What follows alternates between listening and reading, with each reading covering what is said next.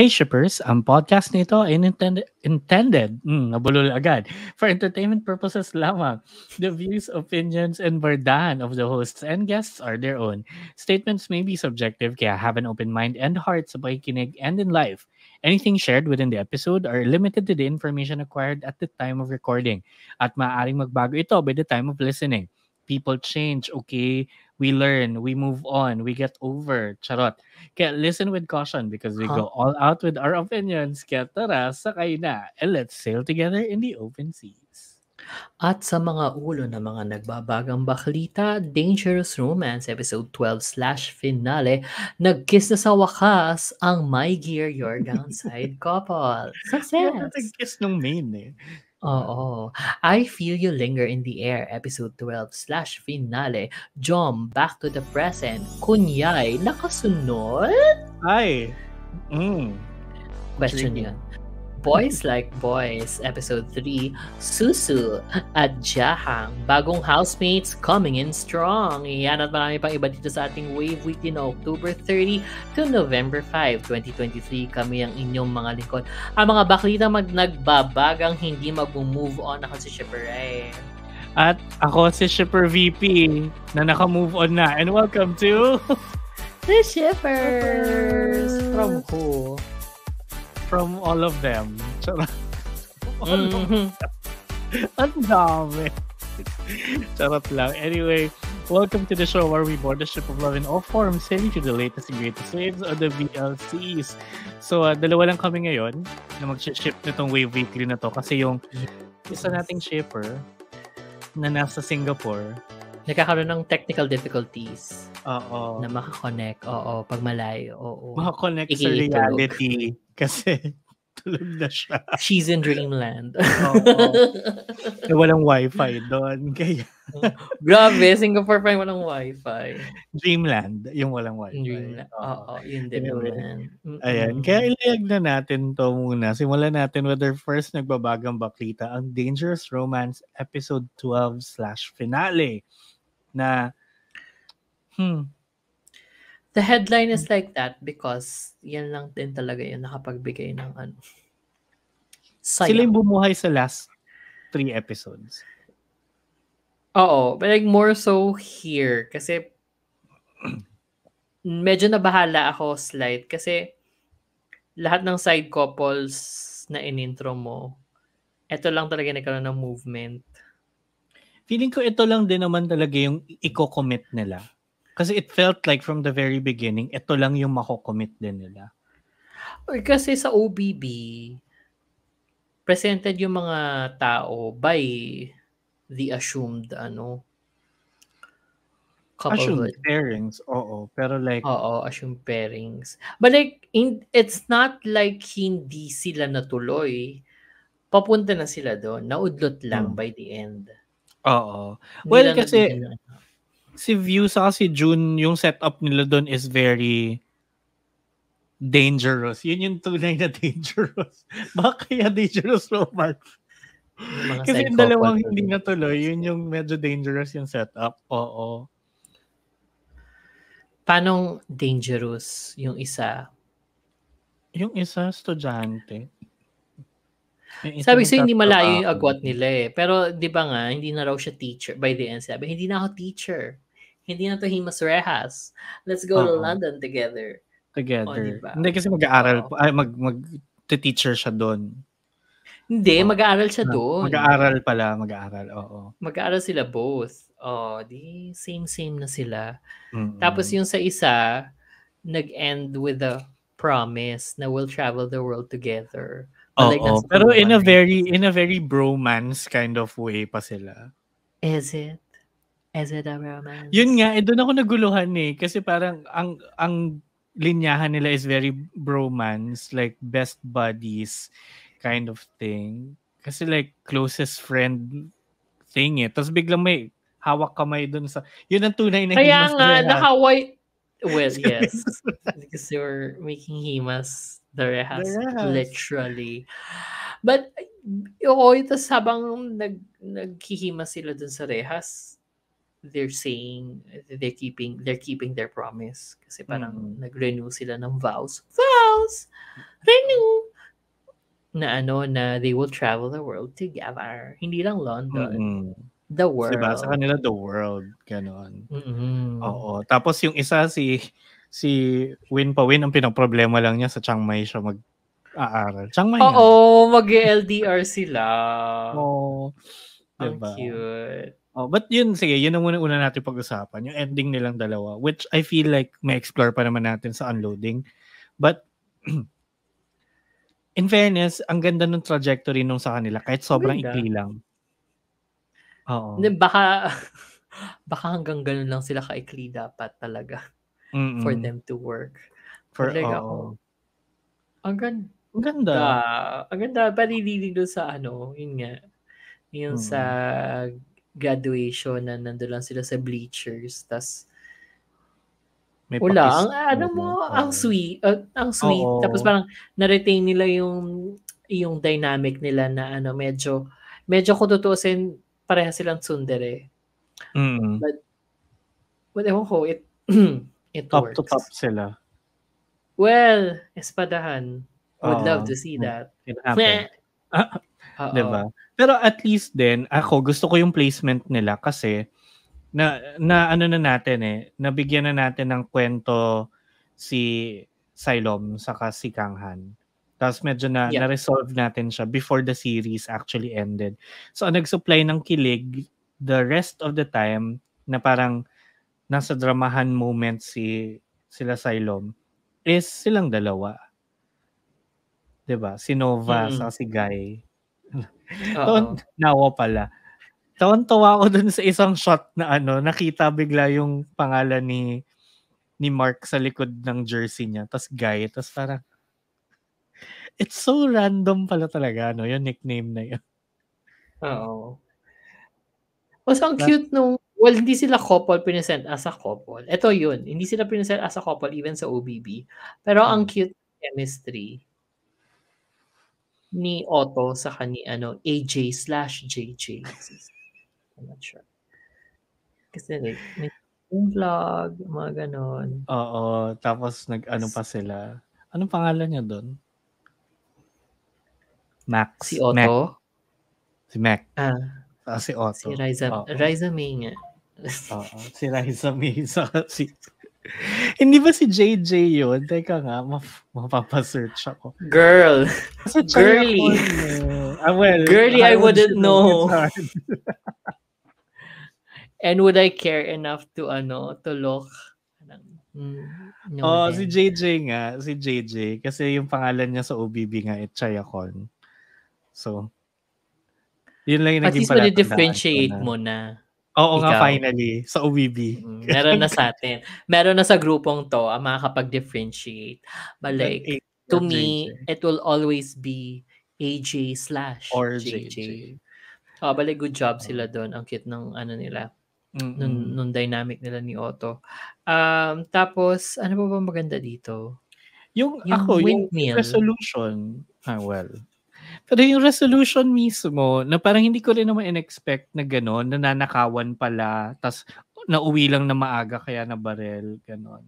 Akala ko like, medyo something bigger pa na but that cuts into deep kasi. 'Di ba yung theory ko nga ay papapatay talaga si Daddy.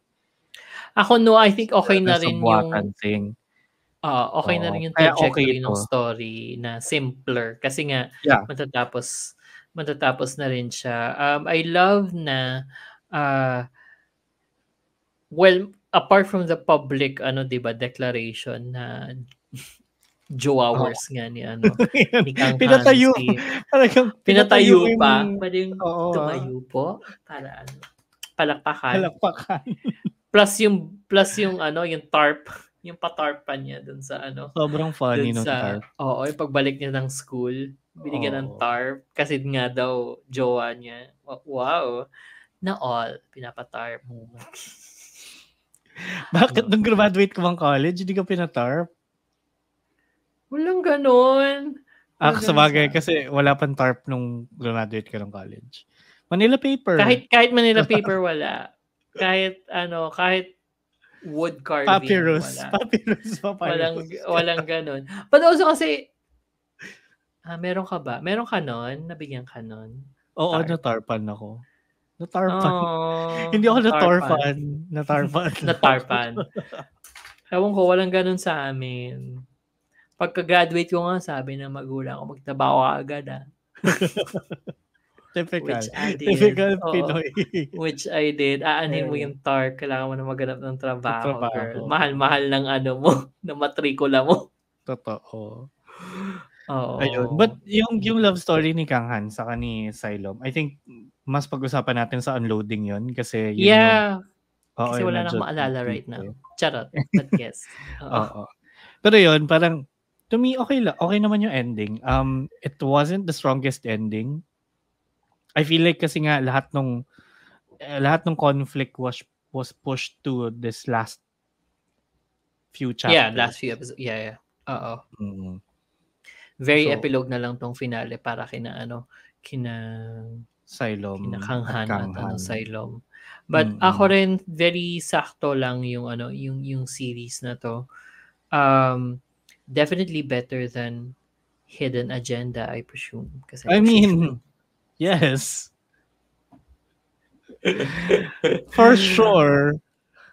Oo. But ako sobrang medyo may kasi ako.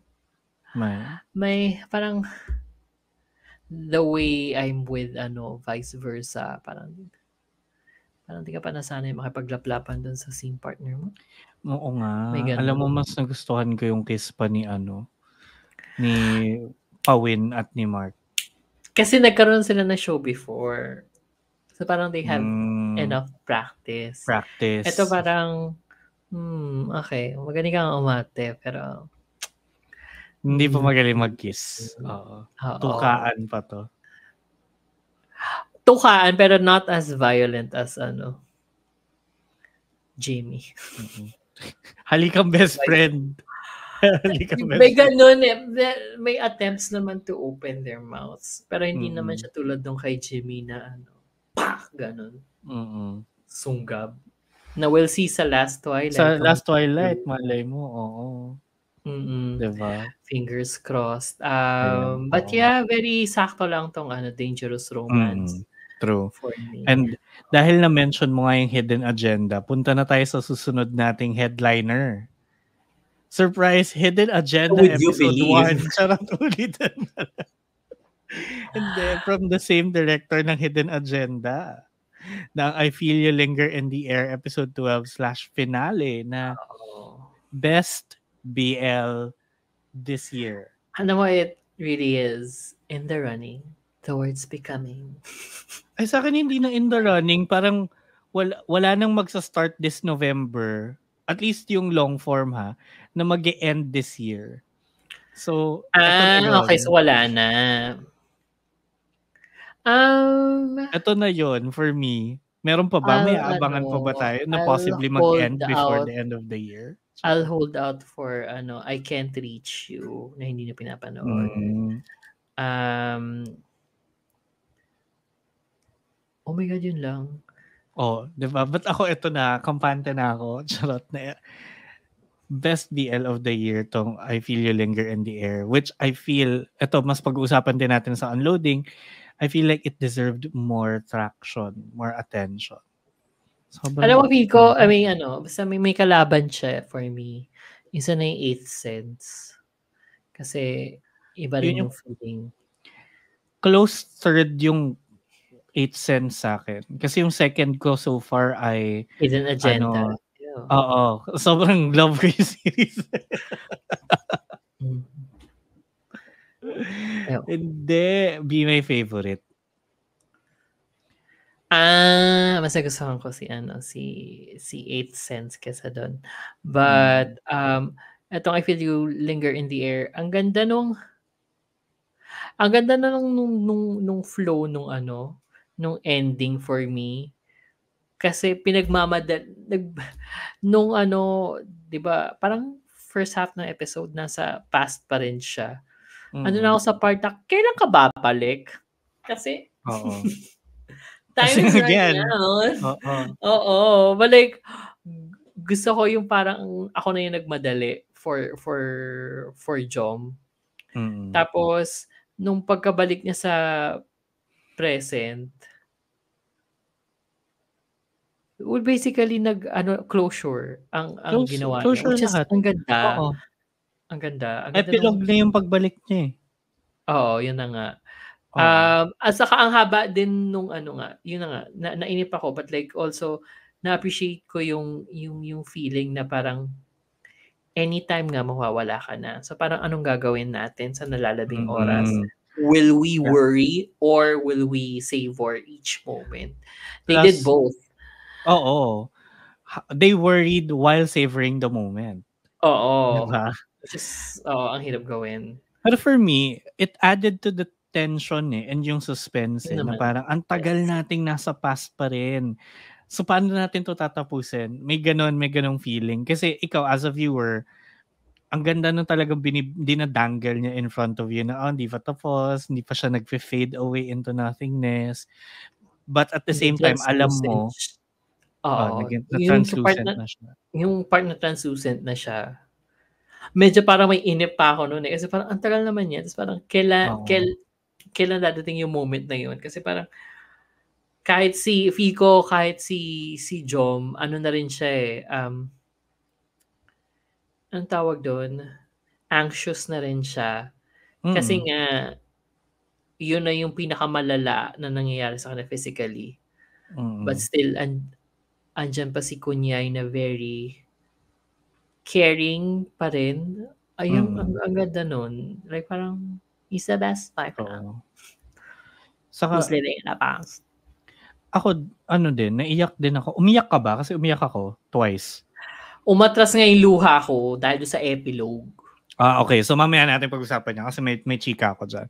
Pero yung unang umiyak muna ako na part is, yun yung nag-fade na nga talaga siya. Yung nasa forest na sila. Tapos, na yung last drawing pala ay si Kunyay pala yung nag-drawing. At of Jom yun.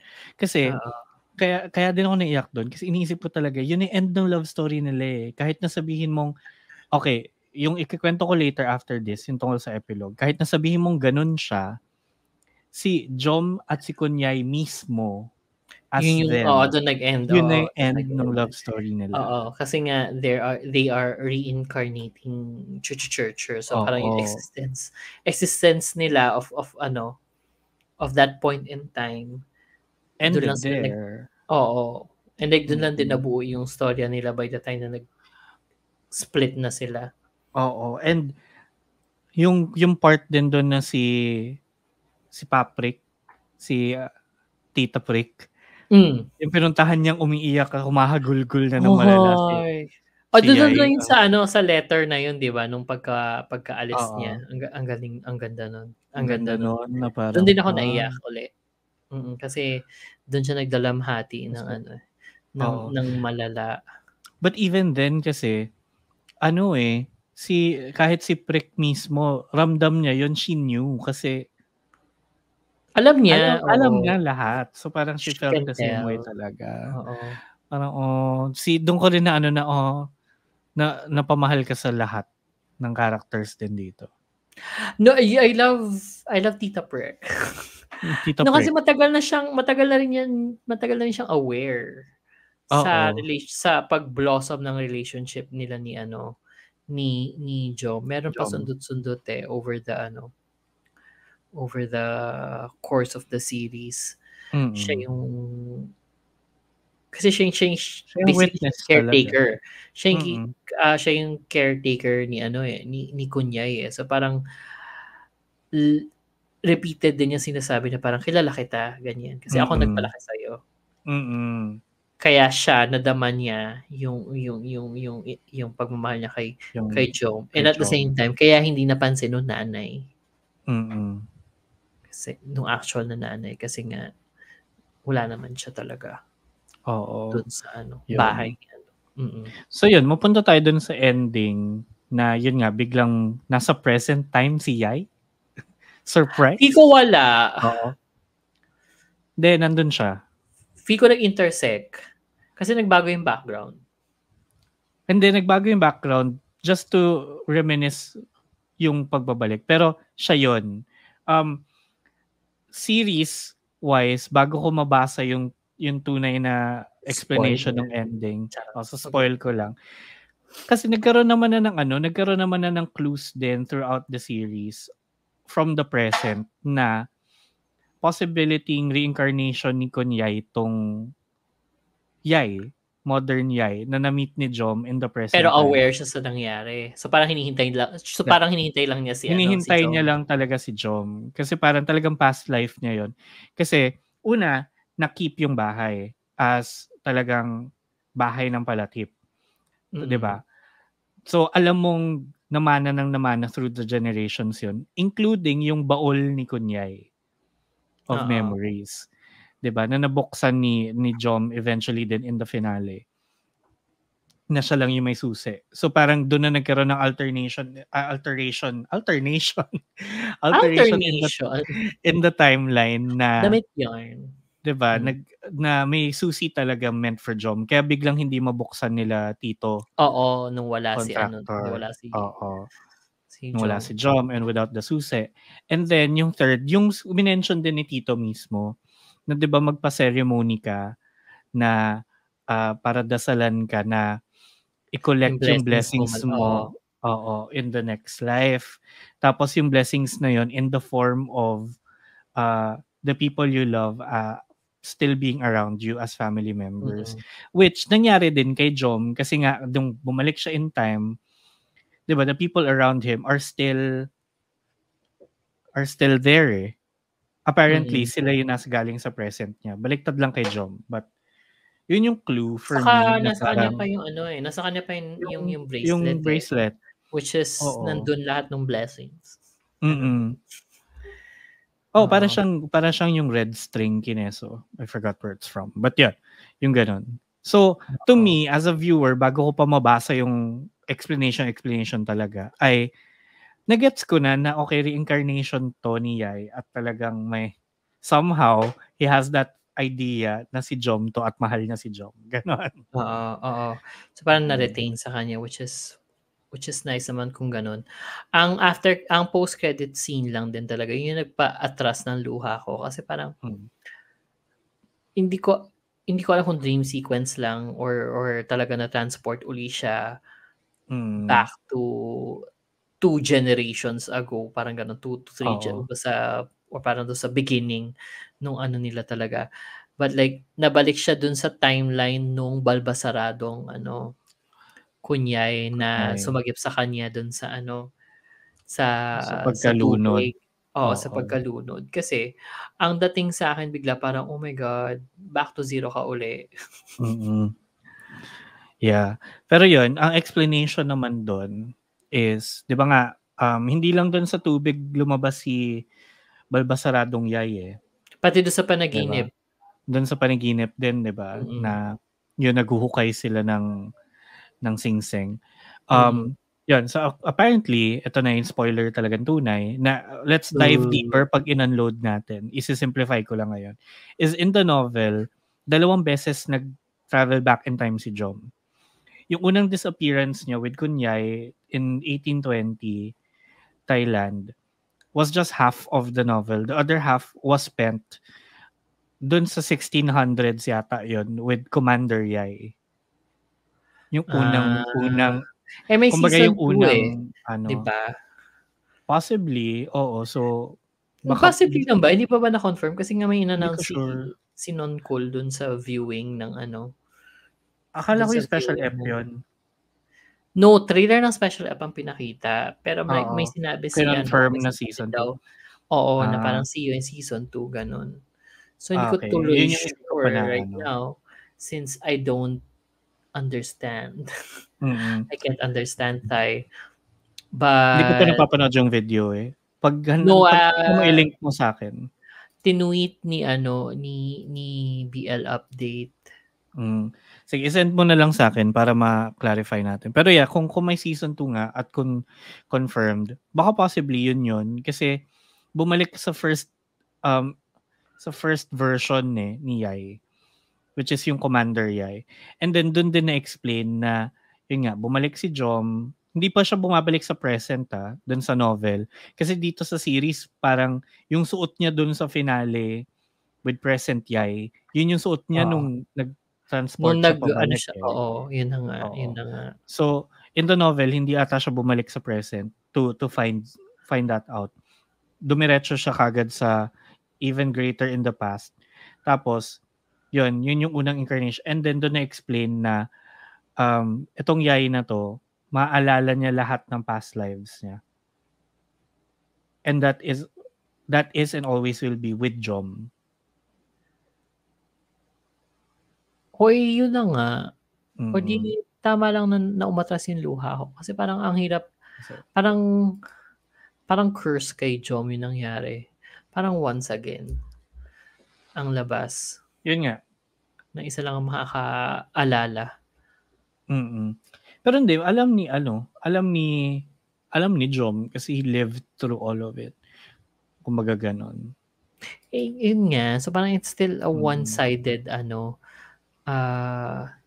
thing.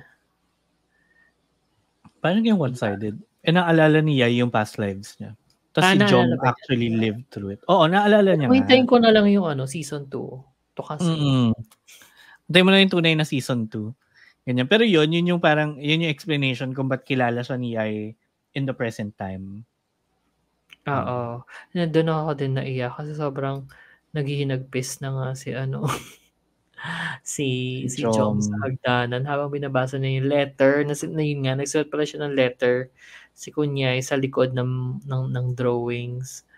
So, parang doon niya kunento yung depression niya and how tinulungan nga siya ni Tita Prick. Tapos nagkaroon siya ng konting clarity after niya mag-aral abroad daw, di ba? So, yun. But kung yung nagpaiyak sa akin doon was the fact na yung sinabi na rin ni Yai na I lived the rest of my life without you. So parang, eto si Jom pa simula pa lang, parang kaka-discover pa lang niya ng love story nila. And then, mamimit niya yung present Yai na parang hindi na sila mag-awkward getting to know each other stage.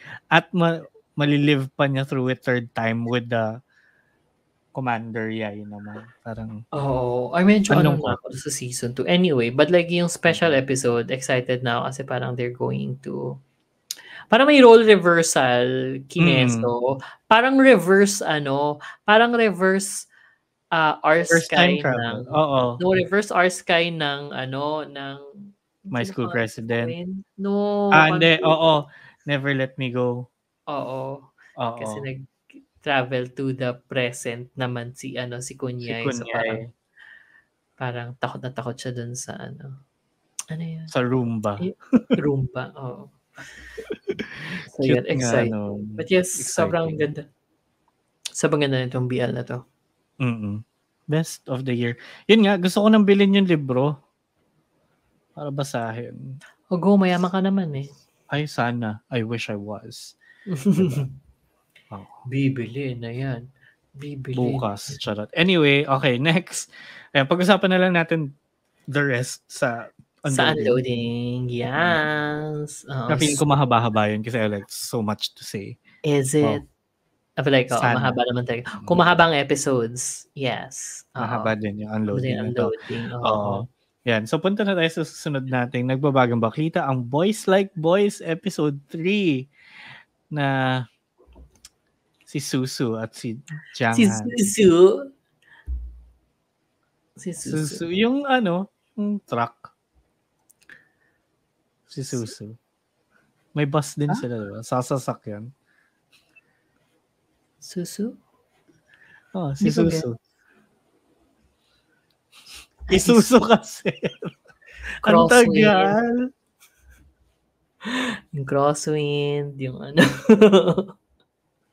Oo. Ayan. Yun. But anyway. Wala kasi si Kevin eh. Oo nga eh. Walang babae. Alam mo, cute yung mga bagong dating. Totoo. For me. Ang adorable nila. And yung least favorite ko, nandun pa rin. Charot. Basta wala dun sa bag. Paano mo nasabi? Ha? Paano mo nasabi si Bobo?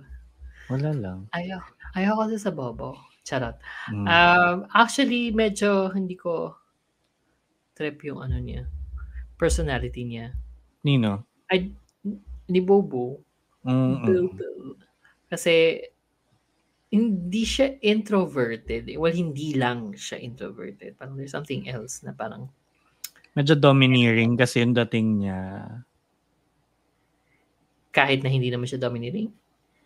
Talaga ba? Parang for me, tas may yabang din kasi. May yabang siya.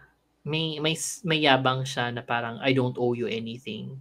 Mm. Kaya nahihirapan din siya mag-open up to people. I don't know. Basta may something sa kanya na hindi ko gusto.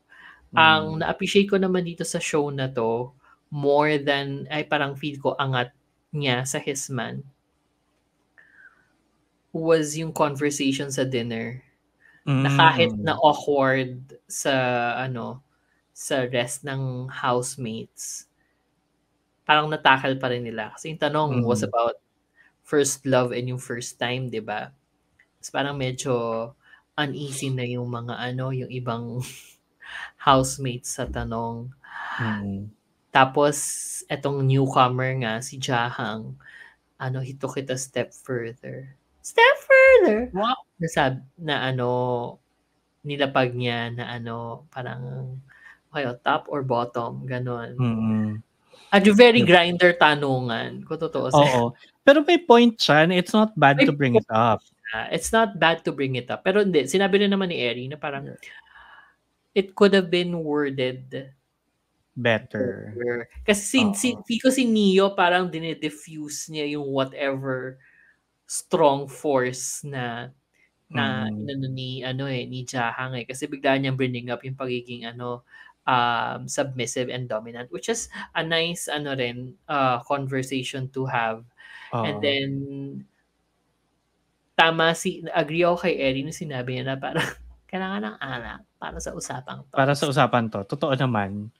Oo. Dapat alak yung iniinom nila. Actually, yun din yung na-feel ko kay Jahang nung pagpasok niya. Kasi parang, in fairness, cutie. Parang ganda ng, di ba? Ganda ng pasok niya eh. Pogi, ganon. Pero sobrang, medyo may, it's a tad bit too strong for me, yung personality. Or siguro nasanay din ako dun sa average nila. Sanay ako sa tao tulad ni Jahang. Yun yung ayoko. Girl, you're in the industry. Nawala yung crushability niya. Hindi, I mean, what? Kailangan ba nasa creative industry lang yung gano'n? Oh, well, he is. But like, ako na, parang understandable. Kasi ano ka? Parang gano'n. Kasi nasa ganyang industriya ka, kaya ka ganyan. May certain understanding lang from me. But also, speaking of jobs and industries, tama yung, and ages, tama yung hula ko kay Gino na siya yung pinakamatanda. Kita naman. But like, gusto ko si Gino pa rin sa lahat. Sino ba nagsabing awkward siya? Hindi ko parang saktong awkward. Basta si Kevin nata. Well, she's not here. Charot. We miss her. Pero nagulat ako na sa youngest. Akala ko si Guan Yu pa rin yung youngest. Akala ko si Guan Yu yung youngest, pero hindi, si Shifang pala, di ba? Shifang pala, oo. Balag lumabas yung pagka-immature niya nung afternoon day kay Neo kasi parang feel ko lumabas yung pagka-perky niya bago pa niya i-reveal yung age niya, kaya parang it made sense na siya yung pinakabata to me. Well, pwede. But not too young. Although, mas gusto ko yung age bracket nitong Boys Like Boys. Or dahil kasi nasa age bracket ko. So, okay. Oo. Sorry sa age bracket mo. Char. Yeah, well, better yung age bracket nito for me kaysa yung age bracket ng Sparks Cup. Carl? No, kasi this is slightly older yung age range. Hindi, pero yung average, at least kahit yung average nila. Oo. And I think And I think yun yung kaya hindi ako masyado nakarelate sa mga kids ng ng Ng Sparks Sparks Camp. Camp. Kasi Oo. nga medyo malayo na. It could be a factor. Could Mm. not be. But like, also, speaking of Sparks Camp, yung sa Sparks Camp, marami sa kanilang technically magkakakilala na. Mm. Dito sa Boys Like Boys, parang medyo marami na rin sa kanilang magkakakilala na, di ba? Lalo na lumabas si Susu. Parang, Oo. everybody knows Susu.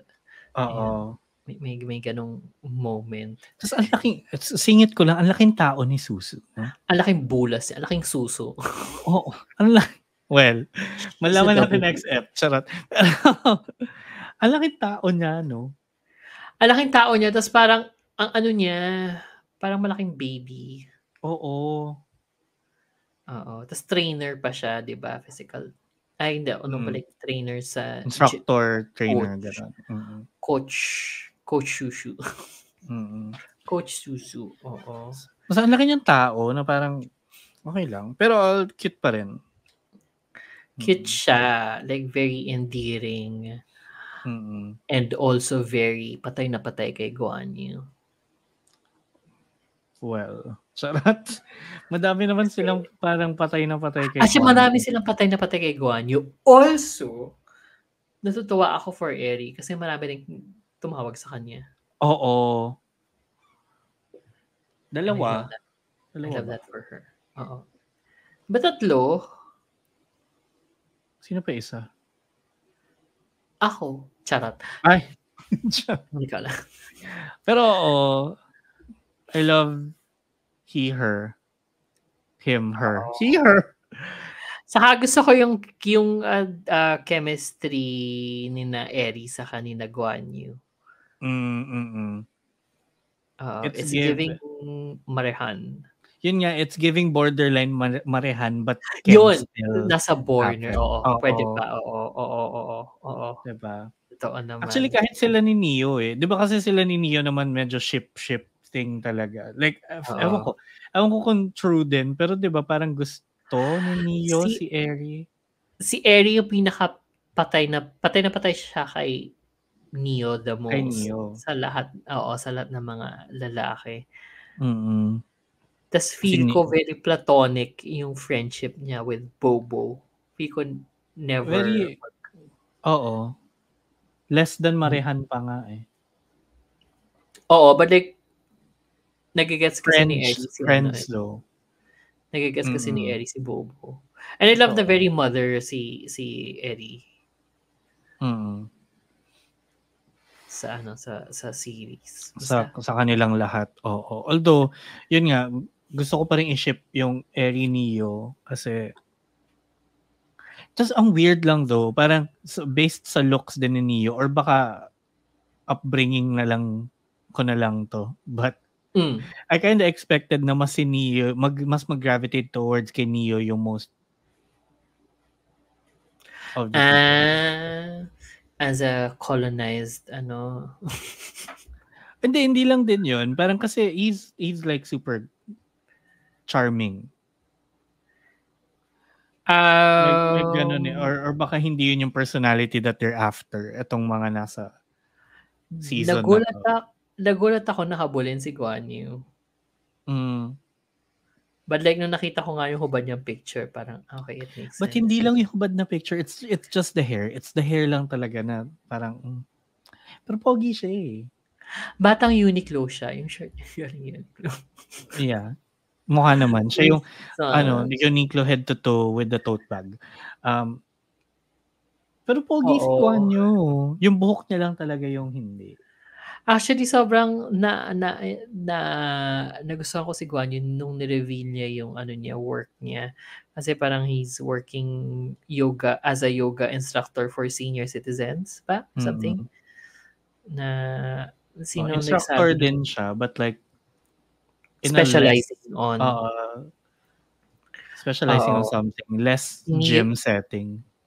Sino ata nagsabi na parang there's something about being able to care for old people na shows how how the Compassionate. Carabao. You are. Yun! Compassionate! Compassionate. Oo. Yeah. Yeah, Diba? very that. Oo. Mm-mm. Pero gusto ko pa rin i-ship si Guanyo kay Gino. Mm-mm. Medyo, feeling ko Because meron. sila talaga yung, I mean, kahit na may magustuhan si Guanyo na iba or kahit na pormahan ni Bobo si Gino, iba yung chemistry ni Gino sa ni Guanyo Mm-mm. na na-establish na. So I'm rooting for them. But like, may chance na mabuwag bilang dating show to. So, we'll see. So we'll see. But, So ayun. Finalo ko na yung mga crush ko sa Instagram eh. Don't you always naman? Mm-mm. Tapos unfollow ko pag sawa na ako. Hala! Kasi natawa ako kay Jang. Isang tanga-tanga niya na papunta doon sa telepono. Bakit? Na mali siya ng liko. Oo. Siya yung tunay na bobo. Charot. Mali. Go girl. Girl. Kasi kaka-start niya lang naman. Charot. Oo. Mm-mm. Well, actually, yeah. Si Jahang yung hindi ako sure kung crush ko o hindi. Kasi nga, crush ko siya. Crushable but a little too strong for me. Yan lang. I like it strong. Wow. You like them potent? I like them potent. Oo. Potent! But yes. Maraming cute dito talaga. In fairness, I don't remember having this much crushes sa isang dating show. Like, parang hindi ko alam kung sino pipiliin ko. Mga ganun. Hindi, saka lahat naman sila lovable yung personality. Okay, maybe except for one. Meron akong nilubog na isa. But like, marami pa rin silang gusto ko kung totoosin. Totoo. Like, it's so exciting. Although for me, ang naglalag personality-wise nga, si Susu. Parang siya yung hindi pa natin super kilala. Ewan ko, or dahil nga dun sa dinner conversation, mas nakilala mo tuloy si Jang. May nakita yung yung preview. 'Di ba may task si Kuya sa kanila na i-ask out. Oo.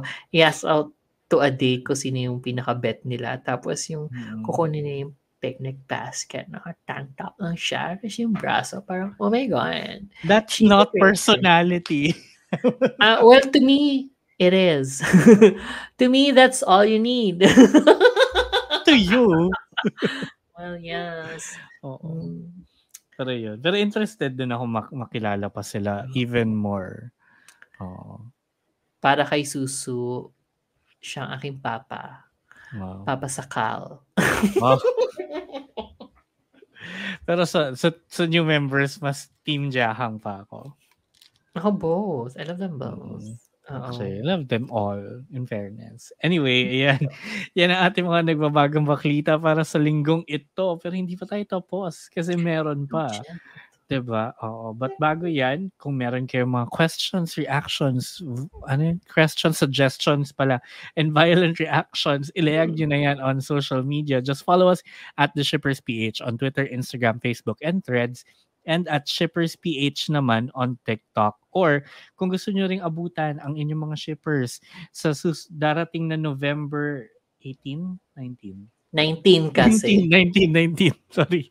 Asa confused. Sa November 19 sa White Space Events Kineso sa Makati City. Ay gaganatin ang StickerCon. Nandun kami sa StickerCon Table Manila. 55. Yes, Table 55 to get your Bibong Chubibo goodies, yung shippers, astrology, the rest of Bunk is there also. Mostly stickers pero meron ding iba't ibang klaseng merch. Andun din syempre sina Wag Kang Lilingon. Tapos it's gonna be fun. Yeah, it's gonna be wild. We'll see you there. Table 55, hanapin niyo lang yung Chuwibong hindi umiikot. Oo. Saka yung madali lang naman kami mahal. Actually, maraming bakla dun sa event. So, sigaw lang. Yeah, Lilingon marami dyan. Lahat, See you there. Possibly kami, bading-bading shirt. Depende, we'll see. Not me. But yeah, we'll see you there. Ako din. Parang hindi. Parang iba yung susuotin ko. Ayun. Tingnan mo to. And syempre, don't forget to follow us or subscribe to us on Spotify or YouTube and click the bell icon para updated and notified kayo of every new episode na lalabas. Yan. Oo.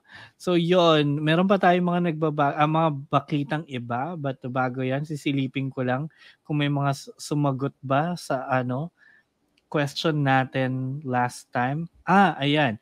Okay. So nag-close na po ang ating ang ating question last Wave Weekly kung happy ka ba sa ending ng Only Friends. And wala masyadong bumoto, 100% ay oo naman. Sino yan?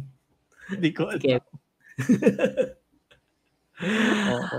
Tapos may bagong sumagot sa anong gusto mong ipauwi sa next Bangkok visit ng The Shipper. Sabi ni MC, si Win Metawin daw.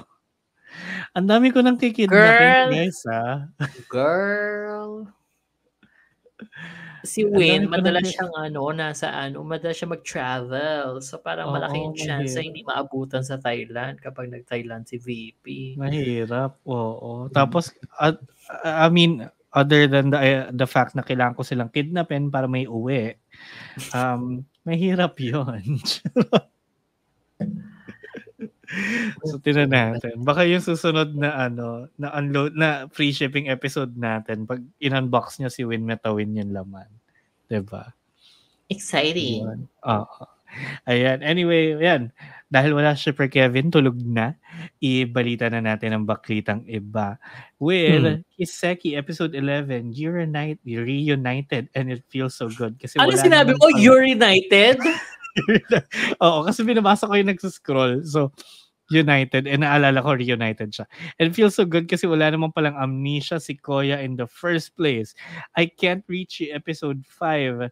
Takbuhan sa lansangan trope times 2. What did you eat yesterday? Season 2, episode 4. Kuya Cutie sa parlor. Isang marites lang pala. If it's with you, episode 5/finale. Abangan ng unloading episode. Yes. Meron yan. One Room Angel episode 3. Mommy, pumasok sa eksena. Ay. Bump up business. Tuluyan nang na-bump off. Na-bump up siya sobra. Na-bump off na tuloy. Oo. Kasama pala sa One Room Angel yung episode 2. Kasi sabi natin last 2 week. 2 and 3. Oo, 2 and 3 yun. Sige, sorry po. I-edit ko na dito. Ayan. And then, mga may ilalag mo kaya para sa susunod na linggo. Playboy sa Thailand, nasa Gagaulala yan, November 16. Boy. And then, Pit Babe the series ng Thailand din sa Gagaulala, November 17. May nakalimutan ilagay. Alam mo, may bias talaga kayo against it. Last Twilight, November 10. Gago yun yung last week. Last week yun. Nabanggit yun last week. Pero ang coverage lang nito November 5. So, next week pa siya papasok. No, nabanggit siya last week sa mailalayag. Kasi 1 week advance tayo. Oo. Di ganun siya ka-advance. Pero pinopromote ko na rin. Ganyan talaga. Lalayag natin yan. And let's eat together Aki and Haru ng Japan. Sa Gagaulala din. November 15 naman yan lalabas. Unahin na natin to. Pag-usapan natin yung yung last Twilight mo. Lumabas na yung trailer last week. Napag-usapan na natin. Napag-usapan na natin yung trailer. May ka pa bang gustong sabihin about it before it airs? Hindi ko pa napapanood yung before last Twilight. So, saka na yan. Next week na. Ano yung before last Twilight? Parang may special lang silang 20 plus minutes na parang behind BTS? The scenes din on everything. Okay. Actually, nung napanood ko yung trailer, may bubog lang ako with the hindi song. pa tapos? Akala ko na pag-usapan na natin to. No, eto nga bibigyan na kita ng avenue to talk about it. Like, parang may bubog lang ako dun sa sa main theme. Sabi mo, gusto mo? Kasi hindi. I don't like it. Talaga? Yun nasa trailer? Yeah, kasi 'di ba ano pangalan ni dito ni C, 'di ba Day yung pangalan niya. So parang ina-expect ko yung theme song niya parang Hindi will always love you.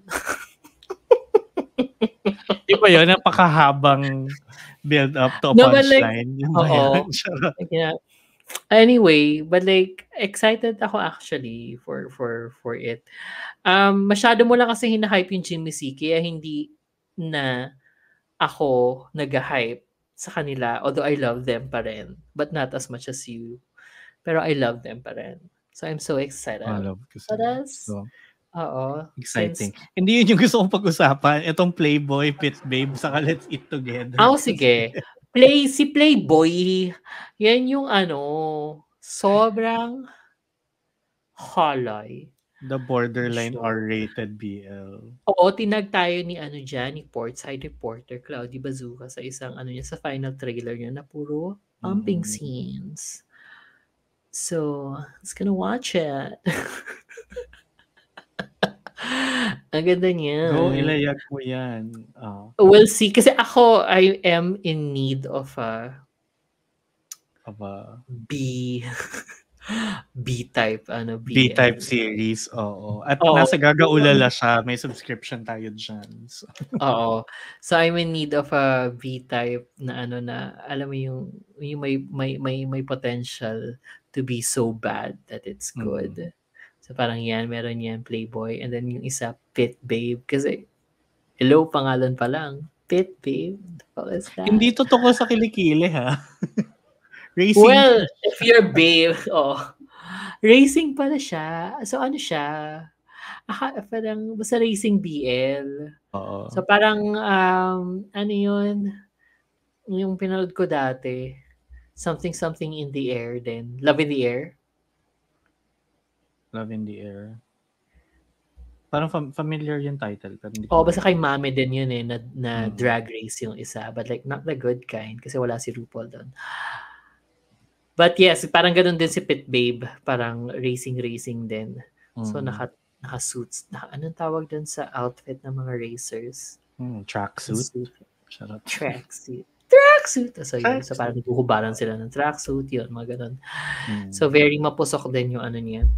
Yung eme niya. Tapos ano pa yung susunod na isa? Isa Japanese. Pagkain din yun. Let's Eat Together, Aki and Haru. Oo, sorry. Hindi po siya mapusok na Let's Eat Together. It's a wholesome Let's Eat Together. Let's Eat Together, hindi Let's Eat Each Let's Other. Eat each other. There's a big difference. Oo.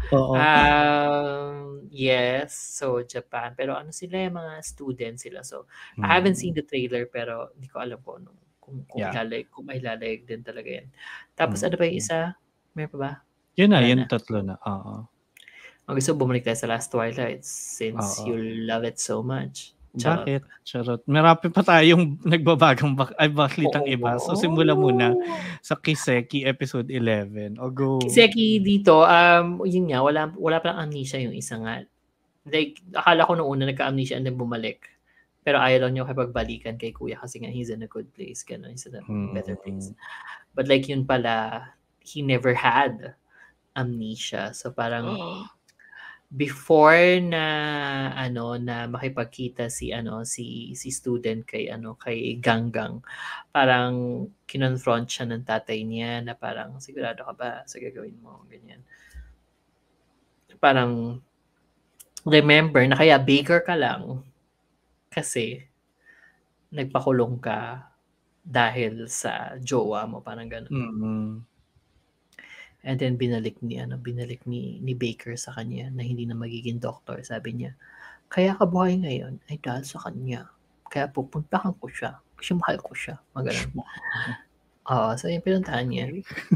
Tapos, ang naging balakid naman sa side ni Ganggang, bukod sa sarili niya na parang he's trying to keep distance nga, is his lolo na kinonfront din si Baker na parang layuan mo ang aking apo, keme, parang ganon, may ganon. Tas parang si Baker very bida ng teleserye, parang mahal ko po siya. Eto po, kain kayo ng cake na paborito ng apo niyo. Mga ganun. So, balik, yun, love wins by the end. So, parang ginawa, nung nag-reunite sila, it was very touching kasi they were touching each other. Tapos, nagsantutan sila. Ganun siya So, yun. ka-touching. But also nakakatawa lang kasi 'di ba, nandun siya sa hotel room kung saan nagse-stay si Gang Lord. So parang nakita ni Baker na parang, may bottles ng alak around the room. And then nakita niya parang may sleeping pills din ata sa tabi, parang gano'n. Tapos parang nag-worry siya na parang, baka nag-OD or something. Tapos winikwik yung gano'n. Tapos nagising naman yung isa. Tapos yun na, naglampungan na sila. Yun na, pindutan na. Good for Sabay, them. sorry. Tapos okay lang daw. Tapos nag-start na sila magkubad ng clothes. Tapos tawang-tawa ako kasi yung backlight na pang dramatic effect sana, saka lang nung hubad na sila parehas. So parang naghuhubaran sila, nag-start na sila maghalikan, wala pa yung backlight. Tapos sabay, nung hubad na sila parehas, biglang whoosh, masisilaw ka rin. Parang may idinagdag sa Baka for lighting. the art, ganun. Charot. Yun na nga, for the art, gets. But like, masyadong abrupt. Ano yan? Nangyari? Nalaglag na naman yung ano mo? Go, Anyway. kanta ka lang. Kanta? And Kwento. Sorry.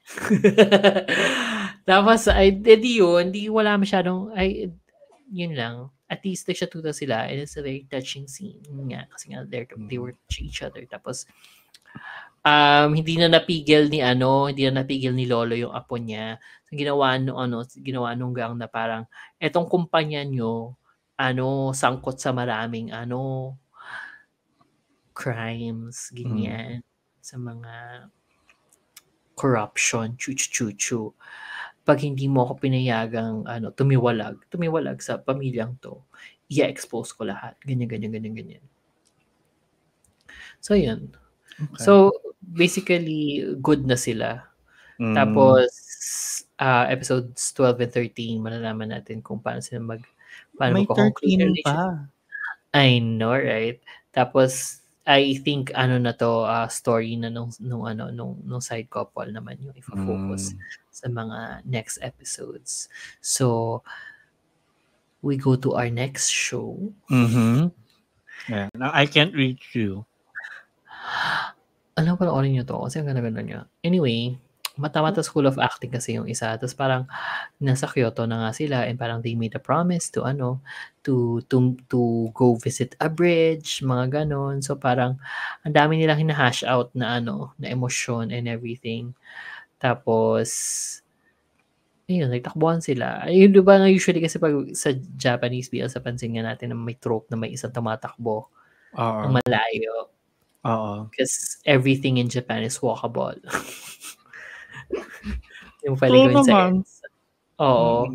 So, dito naman, nasa Kyoto sila. Pareha silang tumatakbo papunta dun sa bridge. Tapos parang, hindi pa sure yung isa sa feelings niya kasi siya yung talagang going through the coming of age, Kieme. Pero, nag-meet sila sa bridge and then, nagkisa sila. So, yun. To put it simply. But like, ang ganda-ganda ng pag-unfold ng events. Anyway, next. Actually, gusto kong habulin to kasi may nakita akong mga snippets sa TikTok. Tapos cuties pala sila. Cute sila. Ano ba? Tapos yung isa nga, ang ganda nung mata niya. Like, ang kulay ng mata niya, parang hazelnut. Rainbow. Hazelnut. So parang pag nanlalaki yung mata niya, parang makikita mo talaga yung kulay nagpa-pop. So parang, basta ang cute niya. So cute. Ang wow. Yeah. Sige. So yun. And ang ganda nga ng prod. Lang siya, mapusyaw nga lang siya. Just like your typical Japanese BLs. But like this is also more than 5 episodes. So parang medyo maganda yung yung flow so far. So yun. Go catch up. Because I will recommend. And speaking of other things to catch up on, napanood ko na kasi yung Minion na merong Korean na short animation Minion ang tawag. Like, M-I-G-N-O-N. Yung mga Minion. yellow. Minion. Kasama si Gru. Hindi.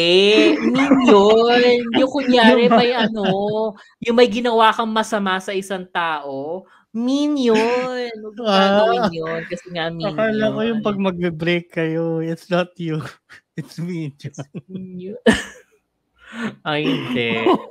Yun yung pag magka-claim ka ng ng possession na parang, yan, yung bahay na yan, Minion. Kapag yung hindi siya median, Minion. Ang dami kong baon pag wala si Kevin. Masyado ng yan, highfalutin. Highfalutin! Kasi yan, mean mode and median. Median. Oo. Ayun, but anyway, ano yung sasabihin mo, napanood mo na siya and ano siya, but ewan ko kung familiar kayo sa sa webtoons ng Korea kung saan usually binibase yung mga yung Semantic Error was a webtoon. Parang comics. Like ito is a national animation na style niya is yung typical na web comics ng Korea. So, ewan ko may nakita kung may dumaan sa timeline mo sa Twitter na na nagsasyantutan na anime na dalawang lalaki. So basta yun. But apart from that kasi siya parang vampire na na BL tapos yung isa parang yung farmer sa Love Tractor, very ganun yung yung personality niya, but like fighter bulas, sa oo, malaking bulas, yan, ganun na ganun din, tapos fighter sa ring, tapos si si vampire, he gets by with extracting blood from the fighter, so parang siya yung ng clinic dun sa ring. So parang kapag down na yung fighter, kukunan niya ng dugo. Titreat din niya pero like kukunan niya ng dugo for him to feed on. Tapos iyon. Tapos ang ganda lang ng ng visuals, ang ganda ng soundtrack ganyan.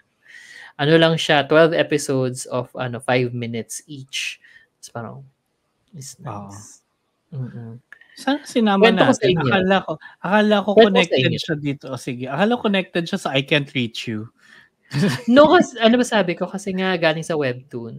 Okay. I forget na how it connected. Anyway, next. Ayan. Next, yung What Did You Eat Yesterday, Season 2, Episode 4. Na may Marites na Kuyang Cutie. May office mate lang kasi si barber, si stylist na na pinupuri-puri ng buong salon kasi nga magaling. Tapos sabay niyaya si Kuya Stylist na mag-dinner. And usually I think culture sa Japan na if a colleague invites you to dinner out of nowhere, it's something work related. So parang inassume nila na parang ay magre-resign na ata to. Mga ganon. Like in the end, parang in-invite siya sa dinner para lang makipag-chismisan. So yun. About work pa rin. So kaya siya yung niyaya. Tapos parang nakatawa lang. Tapos prior to that, parang nagkaroon ng mahabang kwento tong si kuya na nakipag-break siya sa girlfriend niya over cooking, parang ganon. Tapos sabay, ay hindi yun yung rason kung bakit kita in-invite, parang ganon. Meron lang akong chismis. Akala ko. So hindi siya. It's not even supplemental to the Oo, but like yung majority ng episode was about the breakup. Kasi nandun yung food, but like ang saya lang na hindi pala yun talaga yung pakay ni Kuya colleague. Yun lang ang nangyari. Very but short. Quick comment lang. Most ng mga kwento mo nga dito sa What Did You Eat Yesterday so far, medyo nag-veer away na nga siya from the hard focus on the food but more like the life around it, which I feel is nice. very food-centric pa rin Oo, siya. I Hindi mean, ko lang food-centric pa rin siya but hindi na yung mismong pagkain. Kasi like, I remember season 1, medyo talagang pivotal yung pagkain and yung pagluto niya. Alam mo yun, parang it's this whole choreographed sequence around the food. sorry. Baka ako lang, I think Or yung it's sa my pagkwento mo, charot. Oo, I think it's just my pagkwento because I don't focus on the food that much. But like, Mm. in particular dito sa episode na 'to, malaki malaki yung contribution ng food. Mm. But in this case, hindi luto ni hindi luto Oo. ni Yun nga. nung main couple. Pero luto Mm. pa rin ng someone. So like Oo. malaking pa rin yung food. Meron pa rin. But ganun din, Oo. parang season 1 was more, yun nga, was more centric on them, on the Yun naman, household. Oo. yes. Tama naman Diba? yun. Ito parang mas lumabas na dun sa mundo nila, which is nice din, I guess. Mm. Which is, tama naman, oo. Like, it's a nice, break. Kumbaga, after manood ng OnlyFriends, or yun na nga, since parating na yung Playboy.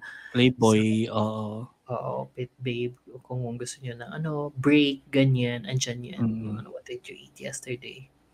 Okay. It's nice. Next. If It's With You, episode 5/finale na Ay, may abangan nyo yan. unloading. In-unload namin kasi surprisingly. We had time. Sarap.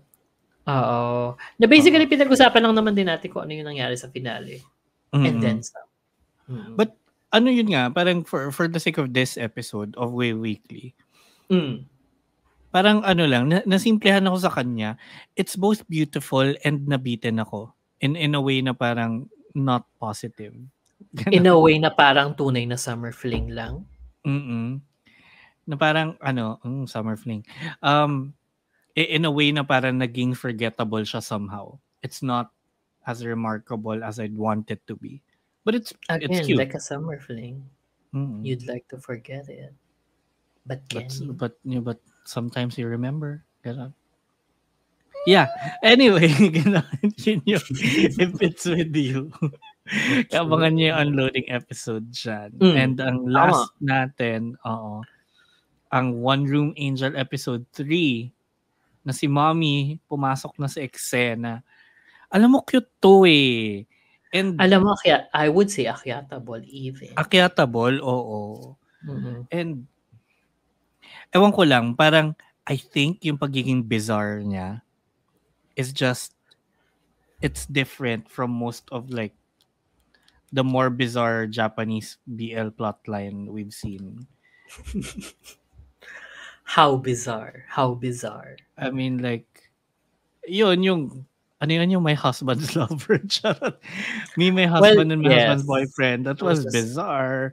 That was weird. Like, and pati yung my personal weatherman was, it took a different direction on being different.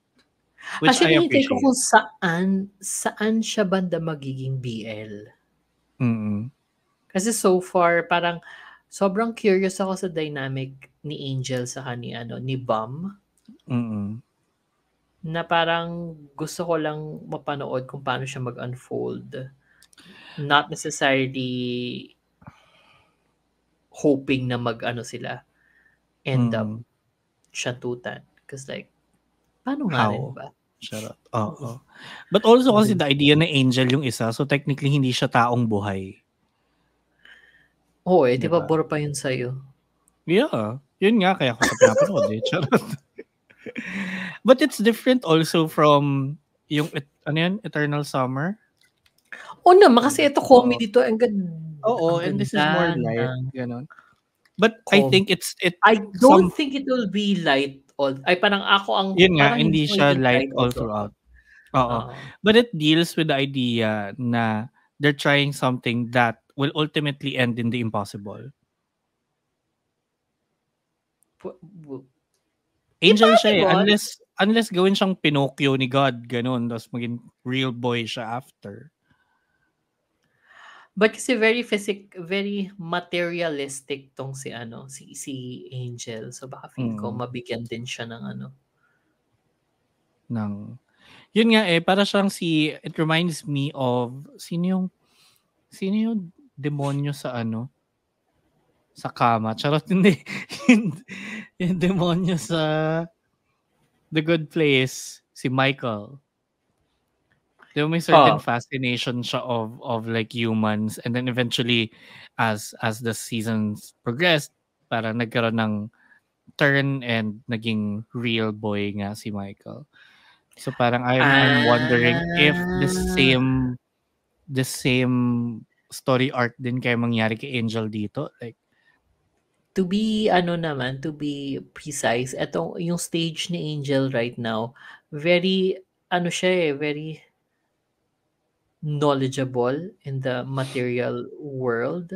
oo, may fascination siya sa May fascination, but also alam niya he knows things about the real world. Like nung episode 3, ay di ba nung end ng episode 2, binigyan siya ng cellphone kasi humihingi siya ng cellphone kay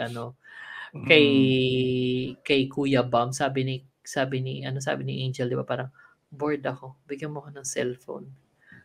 Tapos sabi ni Kuya Bam, what if picture book na lang kasi wala akong pera. Ma'am, kailangan ko cellphone. Bagot na bagot ako dito, ganyan. Tapos nagkaroon siya ng cellphone, umpisa ng episode 3. Nagsiselfie siya and everything. So parang napaka-human niya. Parang 50-50. 50% human talaga and then 50% na supernatural na hindi pa niya alam kung ano siya talaga. Ano siya. Oo. And yung purpose niya of being there. But kasi may possibility din kasi na nakaka-turn niya lang into an angel pero hindi siya umabot sa cut-off, ganyan. Umalis na ang barko. Oo. Posible. Kasi may, pa na ba yung episode 3? Hindi pa, yung 2 pa lang. That was a glimpse na he could be something else. Oo. So, di ba, parang interesting. But agree ako sa'yo na go. No, so, iulitin ko lang sabi mo. Very interesting. Ayan. But yeah, agree ako sa'yo na at what point and how will it become a BL? Like, oo. Diba? By episode 3, parang meron na. Pero parang may chance pa rin na wala. Parang ganun. But also, basta ang ganda ng pag-unfold. Kasi lalo na nung pumasok nga si Mommy. Kasi kaya rin siya nagkaroon ng cellphone kasi nag-deposit si Mommy ng pera kay Bam. So parang hindi naman pala siya ulila kung tutuusin. So parang may family, ay parang meron pa siyang anong tawag doon, masasandalan. But like, he's totally Bam lang talaga siya. So, Bam lang talaga siya, oo. Kaya siya ganun. Oo, but like more on that on episode 3 kasi kwento, bakit nga ba siya bum? Bakit hindi siya makakuha ng trabaho? 'Di ba yun yung sa episode 2 nagkaroon pa nga ng montage na na may job interviews, pero yung lahat ng ina-applyan niya, yung nag-interview sa kanya yung manager niya sa sa conveni. Oo. Oo, iba-iba lang bihis. Nakakatawa yun. But yes, napaka rin nung comedy nito. Delivery is very deadpan. Oo. Which is typical sa Japan. Kasi parang typical for anime actually. Oo, it's either you deliver comedy ng deadpan or 110%. There's no in between. Well, yes. But like ito rin sa particular sa episode 3, nakatawa lang din. Kasi 'di ba yun nga pag sa anime kasi gets mo yung pagiging snappy ng comedy kasi the frame skips. Ganyan, may skipping ng frames. Ito kasi live action, so parang nakakamangha lang din how they manage to translate it in live action. Oo, like parang etong yung may isang scene na parang magkukwento na sana ng history si Bam kasi tinanong ni Angel, so parang nag-start na siya magkwento tapos biglang pasok ng scoring na medyo somber. So may biglang sumingit si Angel, sabi niya, boring. Nag-cut yung scoring, parang gano'n. Nag-cut pati yung score. Tapos parang, Yung score. oo, tapos tawa, tapos break, tapos balik siya dun sa pasok ulit yung scoring. Ang galing lang din ng I think deliberate naman siya na baka yun talaga yung styling ng Oo, walang sinabi dito yung editor ng behind cut. Bakit yun? Ano ba yun? Lagi ano ba yan? Bakit yung title ng behind cut lagi natin naaalala? Pero yung iba So, naalala natin sa behind cut is the editor. Yung cut. Yung editor lang ang tumatak sa atin. Ganun siya ka-remarkable. Anyway. But yes, ayan. Oo, mag-aakyat tayo ng isa pang show. Akyatable. Kasi, ang matitira na lang natin next week, Boys Like Boys. Bakit hindi ba iaakyat yung Last Twilight? Bakit ka ganyan, VP? Ay, wow. Sarap. Hindi, dun sa existing. Kasi 3 na nga lang sila, tapos 2 pa yung nagsabay na matapos. So, hindi, pero by next week, kung buhay pa tong podcast na to, meron ng Last Twilight. So, hindi mag-iisa si Boys Like Boys. Oo. Pero yan, baka umakyat nga din si One Room Angel. So, let's see natin. Oo. Kaya kung ganyan, sabihan nyo lang kami. Again, at The Shippers PH on Twitter, Facebook, Instagram, and Threads. And at Shippers PH naman on TikTok. May mga request din kayong gusto nyong panoorin namin. Diba? Ayun. So anyway, actually, yun na. Ang ating mga baklita nagbabaga at mga baklitang iba. Para sa linggong ito. Wala tayong gossip girl for this week. Wala akong na likom na chismis. Oo. She knows likom. Likom! Yun yung sa akin. Yun sa inyo yung English. Tagalog. Yun yung igaganon ko. But yeah, although meron akong slight pero not enough information pa para ikwento din sa inyo. Pero yun, kwento nyo rin sa amin kung kayo may mga chismis, para na pag-uusapan din natin dito sa podcast. Na iyan, maging portside reporter na rin kayo tulad nila June, nila Cloudy, si Maeve. Yes. Dami natin. Si Daily Tay News sa Twitter na kakampi ko sa paglalayag ng Last Twilight at anything Jimmy C, mga ganon. Congrats at may kasama ka na. Talaga. Sarot. Maghahanap ako ng kakampi. I love Jimmy C. Sobrang love ko rin sila. Anyway, ayun. So yan ang ating mga nagbabagang baklita at baklitang iba sa linggong ito. Pero bago natin tapusin, Shipper Rai, sinong iyong ship of the week this week? Kasi hands down.